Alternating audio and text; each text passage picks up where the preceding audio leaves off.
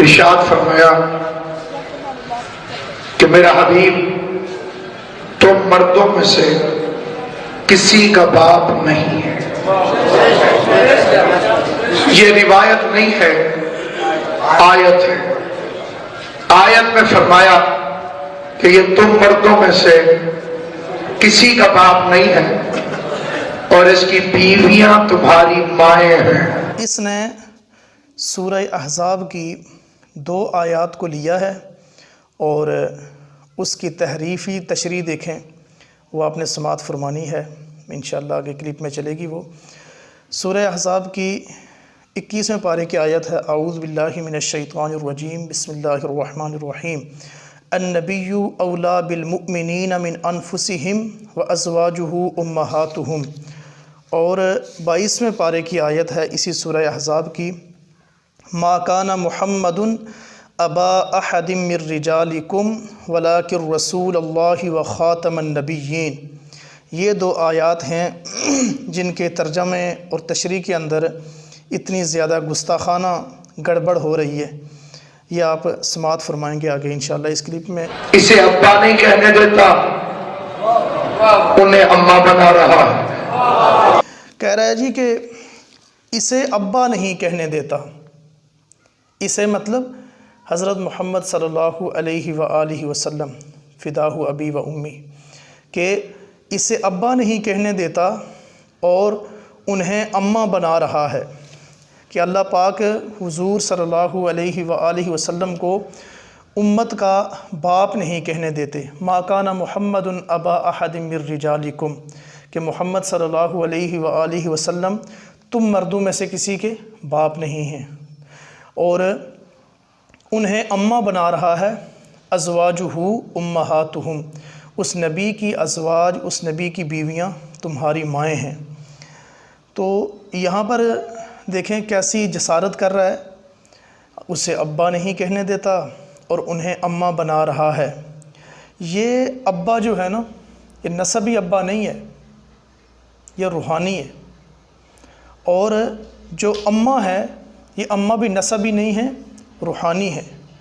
نبی ہمارے صلی اللہ علیہ وسلم امت کے روحانی باپ ہیں. ٹھیک ہے، نسبی کی نفی ہو گئی ہے. ما کان محمد ابا احد من رجالکم، اور ازواجہ امہاتہم، یہ جو مائیں ہیں یہ نسبی مائیں نہیں ہیں، یہ ہماری روحانی مائیں ہیں. اور ہم مسلمانوں کے نزدیک نسب کے رشتے کا اتنا تقدس نہیں ہے جتنا روحانی رشتوں کا تقدس ہے. روح ہی تو ہر چیز کی زندگی کے لیے سب سے پہلا سبب ہے.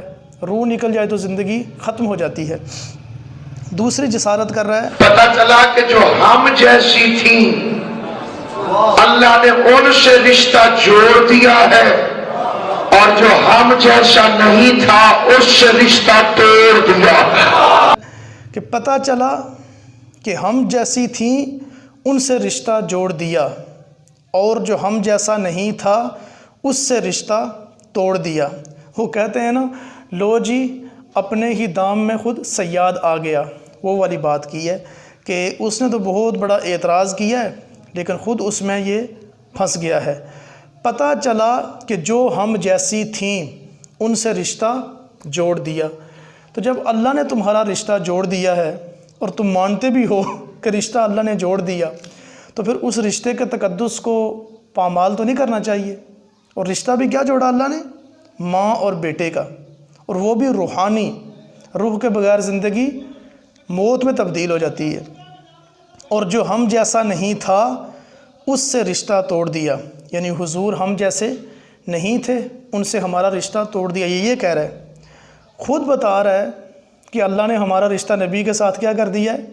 توڑ دیا ہے. اپنی زبان سے کہہ رہے ہیں یہ لوگ کہ نبی کا رشتہ اللہ نے ہم سے توڑ دیا ہے.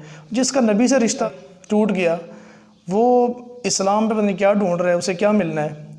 اسلام میں مسلمان ہونے کے لیے سب سے پہلے نبی کے ساتھ رشتے کا جڑنا ضروری ہے.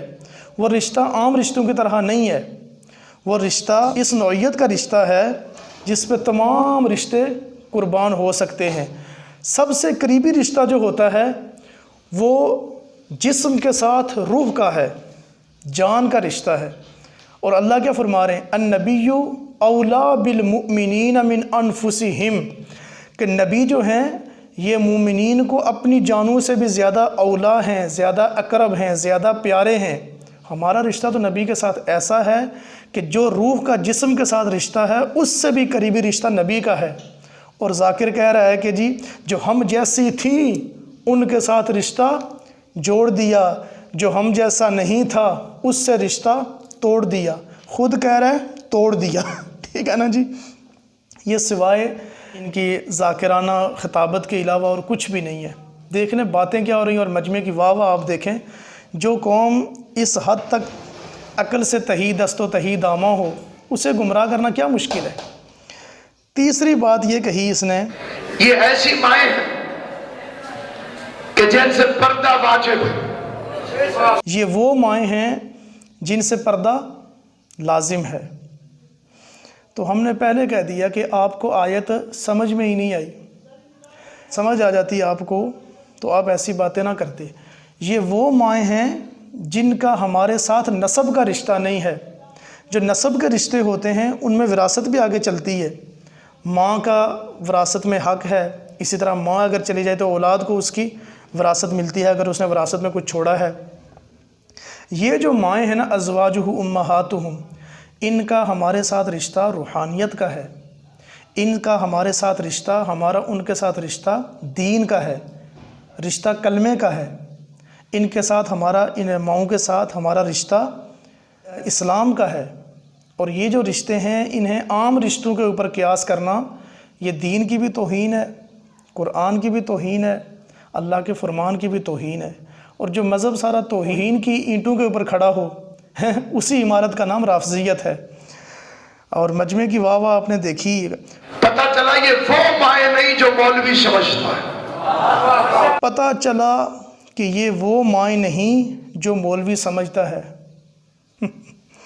مولوی جو سمجھتا ہے نا وہ میں نے بتا دیا ہے۔ تمہیں سمجھ نہیں آئی کہ اللہ کون سی مائیں ان کو بنا رہا ہے۔ ان کو اللہ وہ مائیں بنا رہا ہے روحانی۔ روح نکل جائے تو جتنا مرضی جسم ہٹا کٹا ہو مردہ ہے، یہ روحانیت کا رشتہ نکل جائے تو جتنے مرضی اسلام کے بلند و بانگ دعوے ہوں، اپنے آپ کو مومن کہو، اپنے آپ کو محب اہل بیت کہو، اپنے آپ کو مولائی کہو، اپنے آپ کو حسینی کہو، جو مرضی کہو، رشتہ اگر روح کا نکل گیا تو تمہارے سارے دعوے کیا ہیں؟ مردہ ہیں۔ بالکل ان میں کوئی اسلام کی روح نہیں ہے۔ اس ایسے رشتوں میں جہاں روحانیت نہ ہو وہاں پر کوئی اسلام کی زندگی نہیں ہے، دین کی زندگی نہیں ہے۔ آپ کے اندر جو اسلام روح پھونکتا ہے وہ آپ نے خود نکال دی ہے۔ مردہ دعووں کے ساتھ یہ محاذ فتح نہیں ہوتے۔ روحانیت کو آپ جب تک بالائے طاق رکھیں گے، جب تک روحانیت کو اور ان روحانی رشتوں کا آپ تقدس پامال کرتے رہیں گے، اللہ کی بارگاہ سے آپ کو کچھ بھی نہیں ملنا۔ پھر آگے کہہ رہے ہیں، واہ مالک تجھے اولاد کی نیتوں پہ بھی شک ہے۔ یا مولا تجھے اولاد کی نیتوں پہ شک ہے۔ اولاد کون تھی جن سے اللہ پردہ کروا رہا ہے؟ وہ صحابہ اکرام ہیں، ٹھیک ہے، ابو بکر صدیق ہیں رضی اللہ تعالی عنہ، عمر فاروق ہیں، عثمان و علی ہیں رضی اللہ تعالی عنہ، حسن و حسین ہیں رضی اللہ تعالی عنہ۔ یہ وہ ہستیاں ہیں جن کا تقدس، جن کا ایمان، جن کے سجدے، جن کے رکوع، اللہ پاک ان کی خود قرآن میں گواہیاں دے رہا ہے، جن کی وفاؤں کی، جن کی ہجرت کی، جن کے جہاد کی، اللہ پاک قرآن میں گواہیاں دے رہا ہے۔ تو کہہ رہا ہوں تمہیں ان کی نیتوں پہ شک تھا، اس سے بڑی جسارت اور کیا ہوگی؟ اگر یہ جسارت نہیں ہے، یہ بے ادبی نہیں ہے، یہ گستاخی نہیں ہے، اور وہ قرآن پاک کی آیت کے یا ایھا الذین آمنوا لا تتخذوا الذین اتخذوا دینکم ہزوا ولعبا، یہ وہ لوگ ہیں جو استہزاء اڑاتے ہیں دین کا۔ یہ ایسے لوگوں سے اللہ پاک نے دوستی کرنے سے، ان سے محبت رکھنے سے، مودت رکھنے سے اللہ پاک نے منع فرمایا ہے کہ ان مقدس رشتوں کا بھی یہ لوگ استہزاء اور مذاق اڑا رہے ہیں۔ اولاد پہ شک نہیں تھا۔ ہر بات جس سے منع کیا جائے وہ شک کی بنیاد پہ یا برائی کے خدشے کی وجہ سے بیان نہیں کی جاتی۔ بعض باتیں اصلاح کے لیے بیان کی جاتی ہیں۔ قرآن نازل ہوا حضور پہ اور صحابہ اکرام کے سامنے نازل ہوا، نہ ہم نے حضور کا دور پایا ہے نہ ہم نے صحابہ کا دور پایا ہے۔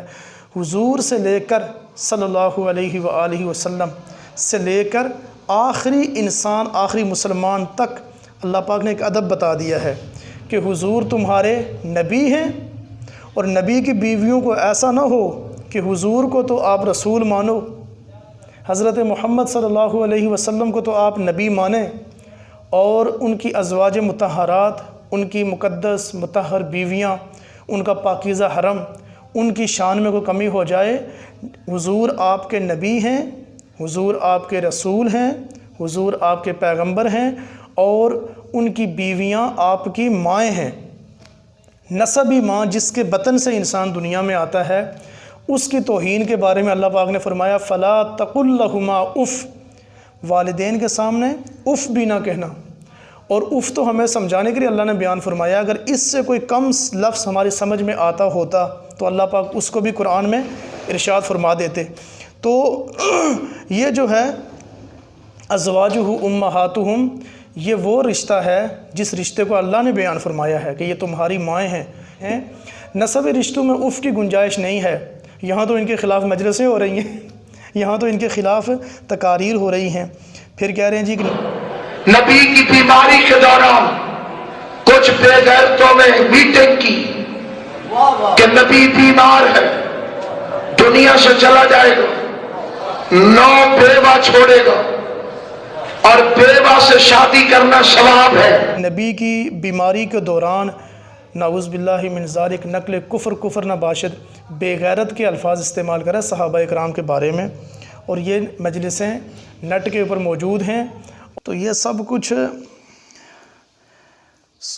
قانون نافذ کرنے والے اداروں کے سیکورٹی کے حصار کے اندر ایک اسلامی ملک میں قرآن کے الفاظ کے معانی، اس کی تشریح اور جناب صحابہ اکرام ازواج مطہرات کے کرداروں پہ کیچڑ اور ان کی کردار کشی، سب کچھ ایک اسلامی ملک میں ہو رہا ہے۔ اس پر بھی تھوڑا سا غور فرمانا چاہیے، اہل اقتدار کو بھی اور عوام الناس کو بھی۔ بہرکیف آگے کہہ رہا ہے کہ نبی کی بیماری کے دوران میٹنگ کی گئی، یعنی صحابہ اکرام نے میٹنگ کی، انہوں نے یہ مشاورت کی کہ نبی دنیا سے جا رہے ہیں اور 9 بیویاں بیوہ چھوڑ کر جا رہے ہیں۔ تو بیوہ سے نکاح کرنا بڑا ثواب کا کام ہے۔ یہ ایک استہزاء ہے کہ جی بیوہ سے میں نکاح کروں گا، کوئی کہتا ہے فلاں سے میں نکاح کروں گا۔ تو اللہ نے آیت نازل کی ہے ازواجہ امہاتہم، کہ یہ بیویاں، نبی کی بیویاں تمہاری مائیں ہیں۔ اندازہ کریں آپ کہ کس طریقے کے ساتھ یہ لوگ قرآن پاک کے اوپر ہاتھ صاف کر رہے ہیں اور آیات قرآنیہ کے ساتھ کھلا استہزاء اور کھلواڑ کر رہے ہیں عقیدوں کا۔ نبی کی بیماری، نبی بیمار کب ہوئے؟ وفات سے 5 دن پہلے۔ علالت کی جو ایام ہیں وہ 4 سے 5 دن ہیں، اور آیت الیوم اکملت لکم دینکم واتممت علیکم نعمتی ورضیت لکم الاسلام دینا، یہ 9 ہجری 10 ذی الحجہ کو عرفات کے دن یہ آیت نازل ہوئی کہ آج کے دن ہم نے تمہارا دین مکمل کر لیا ہے اور تمہارے لیے دین اسلام کو پسند کر لیا ہے، شریعت مکمل ہو گئی ہے۔ اور یہ جو آیت ہے ازواجہ امہاتہم، یہ سورہ احزاب کی آیت ہے۔ سورہ احزاب مدینہ میں ہجرت کے 4تھے سال نازل ہو رہی ہے۔ کہاں 4تھا سال اور کہاں 10واں سال، اور اللہ کے نبی کی وفات ہو رہی ہے 12 ربیع الاول سن 10 ہجری میں۔ 6 سال کا بیچ میں وقفہ ہے، اور ذاکر کیا کہہ رہا ہے کہ ازواجہ امہاتہم کی آیت ایام علالت میں نازل ہو رہی ہے۔ کوئی تک بنتی ہے، کوئی جوڑ ہے، لیکن مجمع دیکھو واہ واہ واہ واہ واہ واہ کرتے رہنا، غور نہ کرنا کہ کیا کہہ کے گیا ہے۔ نیاز بھی لے جاتا ہے تم سے، فیسیں بھی لے جاتا ہے، اور تمہارے عقیدے بھی تباہ کر کے جاتا ہے، اور اس کی معاونت میں تم پورے ذمہ دار ہو، کیونکہ تم معاون ہو، تم بانیان مجالس ہوتے ہو۔ تو اس تمام ہرزہ سرائی میں اور یہ دین کا اور قرآن کا جو مذاق اڑایا جا رہا ہے، اور ان نفوس قدسیہ کے اوپر جو تبرہ ہو رہا ہے، ملت کا ہر فرد اس کا پورا ذمہ دار ہے اور حصہ دار ہے۔ آیت نازل ہو رہی ہے 4 ہجری میں اور نبی کی وفات ہو رہی ہے سن 10 ہجری میں، اور تکمیل دین کی جو آیت ہے الیوم اکملت لکم دینکم، یہ نازل ہو رہی ہے سن 9 ہجری 10 ذی الحج کو۔ اس آیت کے نزول کے بعد اللہ کے نبی صلی اللہ علیہ وسلم تقریباً 82 دن دنیا میں زندہ رہتے ہیں۔ ان 82 ایام میں کوئی حکم قرآنی شریعت کا حکم نازل نہیں ہو رہا۔ اگر کوئی کہے کہ جی اس کے بعد یہ حکم نازل ہوا تو پھر الیوم اکملت لکم دینکم والی آیت کی نفی لازم آتی ہے، یہ تو پھر قرآن سے ہی قرآن کی نفی لازم آ گئی۔ اس لیے تاریخ کو یہاں پر نہیں پرکھا جائے گا، تاریخ کے اوپر رکھ کر یہ قرآن پاک کی آیت بتا رہی ہے کہ احکام دین شریعت مکمل ہو چکی تھی، ٹھیک ہے نا جی۔ تو علالت کے دوران کون سی آیتیں نازل ہو رہی تھی؟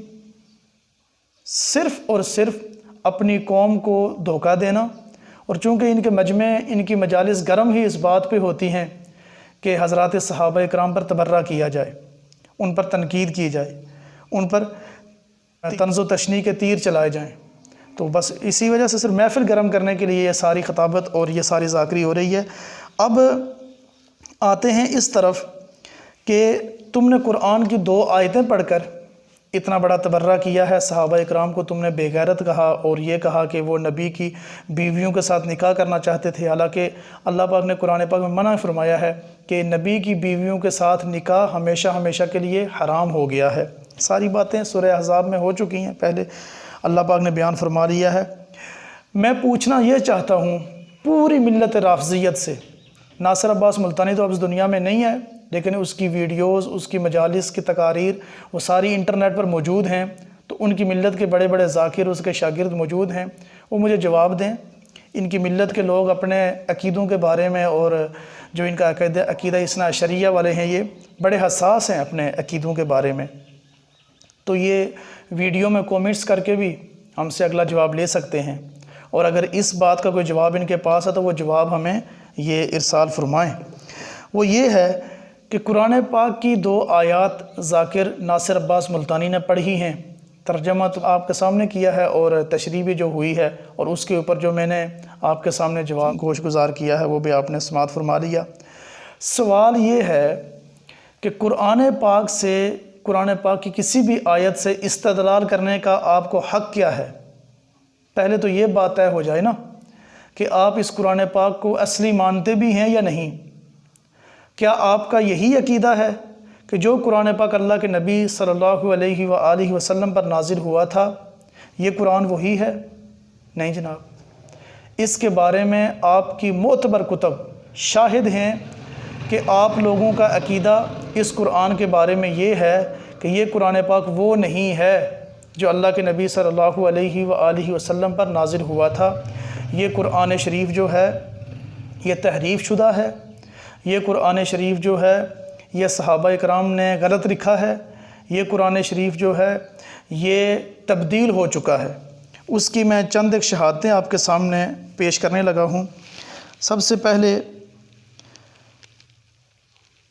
احوال کافی کی عبارت ہے کہ حضرت امام جعفر صادق کی طرف اس بات کو منسوب کیا گیا ہے کہ وہ فرما رہے ہیں قال ان القرآن الذي جاء به جبریل علیہ الصلاۃ والسلام 17,000 آیۃ، کہ امام جعفر صادق فرماتے ہیں کہ جو قرآن مجید جبریل علیہ الصلاۃ والسلام سرور کائنات صلی اللہ علیہ وآلہ وسلم پر لائے تھے اس میں 17,000 آیتیں تھیں، اور ظاہر ہے کہ موجودہ قرآن میں 6,666 آیتیں ہیں۔ قرآن کا 2 گنا حصہ غائب ہے۔ یہ ان کی احوال کافی کے اندر یہ عبارت موجود ہے کہ یہ قرآن پاک جو ہے اللہ کے نبی پر نازل ہوا تھا، اس کی آیات کتنی تھی؟ 17,000۔ اور موجودہ قرآن پاک جو ہمارے پاس موجود ہے، پوری امت کے پاس یہی قرآن پاک موجود ہے، اس میں کتنی آیتیں ہیں؟ 6,666۔ یہ آپ پوچھیں ان ذاکروں سے، ان کے جو مجتہدین ہیں ان سے، ان کے جو ائمۃ الملت ہیں ان سے، ان کی عوام سے، کہ اگر آپ اس قرآن پاک کو صحیح مانتے ہو تو پھر اصول کافی اور احوال کافی اور اس کے مصنف سے آپ کو ہاتھ دھونے پڑیں گے، اور اگر اسے پکڑتے ہو تو قرآن پاک کا انکار لازم آتا ہے۔ اپنے بڑوں کو چھوڑو گے یا قرآن پاک کو چھوڑو گے؟ یہ سوال میں رکھ کے جا رہا ہوں۔ اگر ان کتابوں کو مانتے ہیں تو قرآن کا انکار لازم آئے گا، قرآن کو مانتے ہیں تو اپنی کتابوں کا انکار لازم آئے گا۔ پھر احتجاج تبرسی صفحہ نمبر 128 کے اوپر لکھا جا رہا ہے کہ اگر وہ سب چیزیں میں آپ کو بالتفصیل بتا دوں جو آیتیں قرآن مجید سے نکالی گئی ہیں اور تحریف کی گئی ہے اور ان کے قائم مقام بدل دی گئی ہیں تو بات لمبی ہو جائے گی، اور جس راز کے افشاں کرنے سے تقیہ مانع ہے ظاہر ہو جائے گا۔ یہ احتجاج تبرسی والا کہہ رہا ہے، مطبوعہ ایران سے یہ کتاب طبع ہوئی ہے کہ وہ تمام چیزیں جو اس قرآن پاک سے کیا کر دی گئی، نکالی گئی ہیں، تحریف کی گئی ہے یا بدل دی گئی ہیں، اگر وہ ساری باتیں میں آپ کے سامنے رکھوں تو بات بہت لمبی ہو جائے گی، یہ بڑی لمبی تفصیل ہے، نمبر 1۔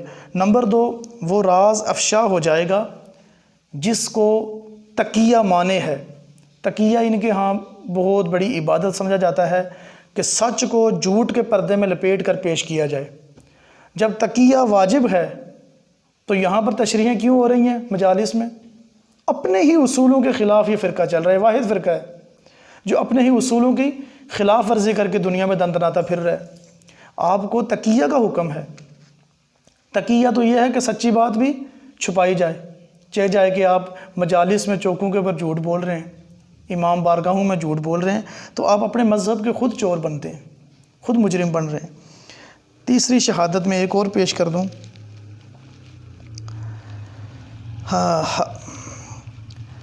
یہ ہے جی فصل الخطاب صفحہ نمبر 30 کے اوپر عبارت ہے کہ شیعہ کے تمام دوستوں کا اس امر پر اتفاق ہے کہ قرآن مجید کی تحریف پر احادیث متواترہ بصراحت دلالت کرتی ہیں۔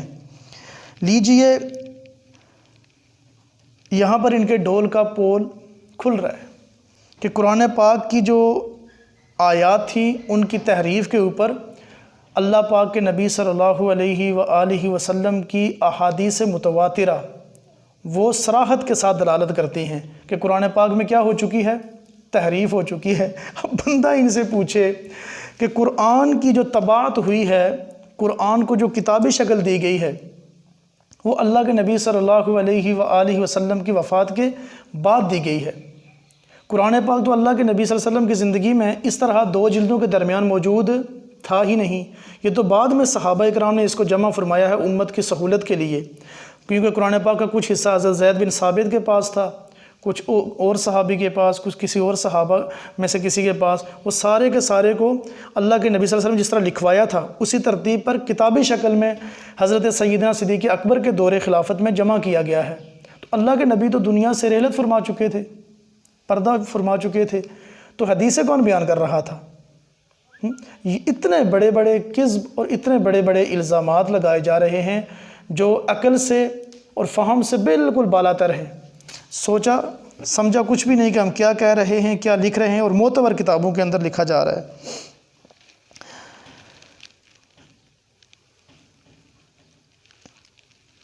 اسی طرح فصل الخطاب کے اندر ایک اور عبارت میں آپ کے سامنے عرض کر دوں کہ تحقیق قرآن مجید اس ترتیب پر نہیں جو خدا تعالیٰ اور اس کے رسول کو پسند ہو۔ یہ جو قرآن پاک کی موجودہ ترتیب ہے نا، سورہ فاتحہ، پھر سورہ بقرہ، پھر سورہ آل عمران، پھر سورہ نساء، مائدہ، اس طریقے کے ساتھ جو ترتیب ہے، یہ کہہ رہے ہیں کہ یہ وہ ترتیب نہیں ہے جو اللہ رسول نے باقی رکھی تھی۔ آپ کا تو اس قرآن پاک پر یقین ہی نہیں ہے، نہ آپ کے نزدیک اس کی ترتیب اللہ رسول والی ہے، نہ آپ کے نزدیک اس قرآن پاک کی آیات وہ ہیں جو اللہ نے اپنے نبی پر نازل فرمائی تھیں آپ کی کتابوں کے مطابق۔ میں کوئی الزامات نہیں لگا رہا، حوالے میں نے آپ کے سامنے بیان کر دیے ہیں۔ اصول کافی والا لکھ رہا ہے کہ واللہ ما فیہ منہ حرف واحد، کہ اللہ کی قسم اس قرآن پاک میں، یہ جو موجودہ قرآن ہے ہمارے ہاتھوں میں، اس قرآن کا کوئی ایک حرف بھی وہ نہیں ہے جو اصل قرآن پاک اللہ کے نبی پر نازل ہوا تھا۔ اس سے بڑھ کر اور انکار قرآن کیا ہوگا؟ اب مجھے آپ یہ بتائیں، قرآن پاک نازل ہوا عربی زبان میں، یہ بھی عربی زبان میں لکھا ہوا ہے، ٹھیک ہے نا جی؟ عربی زبان کا کوئی ایک حرف تو اس کے ساتھ ملتا ہوتا؟ وہ کہہ رہا ہے کہ ایک حرف بھی اس قرآن پاک کے ساتھ، جو موجودہ قرآن پاک مسلمانوں کے پاس موجود ہے، ہماری مساجد میں، ہمارے مدارس میں، ہماری خانقاہوں میں، ہمارے گھروں میں، ہمارے بچوں کے سینوں میں، ہمارے حفاظ کرام کے سینوں کے اندر جو قرآن پاک موجود ہے، یہ وہ قرآن پاک کا ایک حرف بھی اس میں نہیں ہے جو اللہ کے نبی پر نازل ہوا تھا۔ آپ تو انکار قرآن کے قائل ہیں، آپ تو تحریف قرآن کے قائل ہیں، یا ان کتب کو چھوڑ دیجئے، یا ان بزرگوں کا انکار کر دیجئے جنہوں نے یہ کتابیں لکھی ہیں قرآن پاک کی حفاظت کے خلاف، قرآن پاک کے نزول کے خلاف، قرآن پاک کی ترتیب کے خلاف، قرآن پاک کے جو آگے اشاعت ہوئی ہے اس کے خلاف۔ یا ان بزرگوں کو چھوڑیں یا قرآن پاک کو آپ کو چھوڑنا پڑے گا۔ بزرگوں کو مانتے ہیں، اپنے بڑوں کو، ہم نہیں کہتے آپ ان کو چھوڑیں، لیکن اگر انہیں پکڑیں گے تو قرآن پاک کا انکار لازم آئے گا، اور قرآن پاک کو اگر آپ صحیح مانیں گے تو آپ کے بڑے جنہوں نے آپ کے مذہب کی بہت خدمت کی ہے ان کا انکار لازم آئے گا۔ اب یہ فیصلہ آپ پر ہے، آپ قرآن کو پکڑتے ہیں یا اپنے بڑوں کا دامن تھامتے ہیں۔ بہرکیف دونوں کو آپ بیک وقت تھام نہیں سکتے، اس لیے قرآن پاک سے استدلال کا حق صرف اسی کو ہے جو اس قرآن کو لا ریب مانتا ہے، جو اس قرآن پاک کو محفوظ مانتا ہے۔ ذالک الکتاب لا ریب فیہ کی آیت پر اس کا ایمان ہے، انا نحن نزلنا الذکر وانا لہ لحافظون پر جس کا کامل ایمان ہے، وہی آدمی اس قرآن کو لے کر بات کر سکتا ہے۔ سب سے پہلے بات ہوگی تو اس بات پر ہوگی کہ آپ قرآن پاک کو صحیح مانتے ہیں یا نہیں مانتے۔ صحیح مانیں گے تو پھر آپ کو فَإِنْ آمَنُوا بِمِثْلِ مَا آمَنْتُمْ بِهِ فَقَدِ اهْتَدَوْا، یہ بھی ماننا پڑے گا۔ اگر آپ اس قرآن کو مانیں گے تو رضی اللہ عنہم ورضوا عنہ 4 دفعہ قرآن پاک میں یہ آیا، اس کو بھی ماننا پڑے گا۔ اگر قرآن پاک کو مانتے ہیں تو لقد رضی اللہ عن المؤمنین اذ یبایعونک تحت الشجرہ، یہ ساری باتیں آپ کو ماننا پڑیں گی۔ الا تنصروہ فقد نصرہ اللہ اذ اخرجہ الذین کفروا ثانی اثنین اذ ہما فی الغار اذ یقول لصاحبہ لا تحزن ان اللہ معنا۔ یہ غار کی راتیں اور نبی کی رفاقت، صدیق اکبر کی نبی کے ساتھ، ان تمام باتوں کا پھر آپ کو اقرار کرنا پڑے گا جو کہ آپ کے مذہب میں شجر ممنوعہ کی حیثیت رکھتے ہیں۔ تو فیصلہ آپ کو خود کرنا ہے۔ اللہ پاک قوم کو سمجھنے کی توفیق عطا فرمائے، اللہ پاک تمام شرور سے ہماری حفاظت فرمائے۔